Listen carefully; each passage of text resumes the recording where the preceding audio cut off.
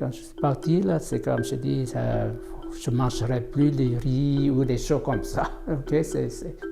Jusqu'à ce point-là, c'est pour ça que c'était vraiment, vraiment difficile de quitter.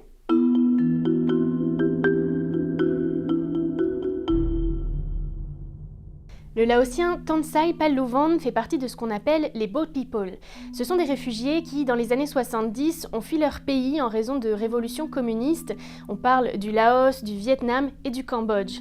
Mais c'est pas en bateau, c'est à la nage qu'il a traversé le Mékong. Je me suis réfugié en Thaïlande pendant quelques mois, puis après ça au Canada en février 1980. J'avais 20 ans. Vous savez, quitter son pays natal, c'est pas facile. C'est comme il y a tout seul ici, puis toute ma famille était encore là-bas, puis il dit OK, c'est fini la famille, je ne les verrai plus. Tonsai Palluvan s'est installé à Winnipeg et c'est ici que ses proches l'ont rejoint et qu'il a fondé sa propre famille. Mais le Laos et sa culture ne l'ont jamais vraiment quitté et en 2003, il part faire découvrir le pays à ses enfants. J'ai amené mes enfants un peu partout, pour leur montrer aussi l'état de l'école quand j'étais au Laos, comme ça. Puis je dis c'est comme ça, puis j'ai amené en campagne, des choses comme ça. Puis ils ont vu que je pense qu'ils se sentent un peu coupables de voir.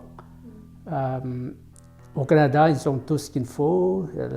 Puis là-bas, c'est complètement déplorable, comme les écoles, tout cela. Là. Puis quand on est revenu, puis ils m'ont demandé des questions, mais qu'est-ce qu'on peut faire pour les autres?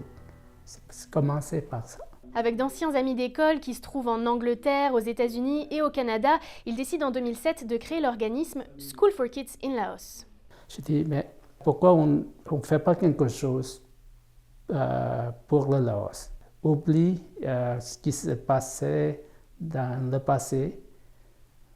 Alors, on va faire quelque chose non politique, des choses comme ça, construire d'école.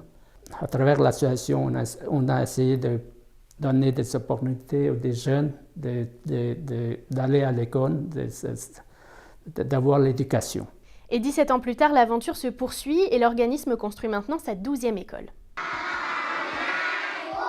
En leur donnant une opportunité d'aller à une école sécure, ça nous donne une satisfaction personnelle de faire cela. C'est une fierté d'être là aussi. Ouais. C'est pour ça que je veux faire autant que possible pour aider.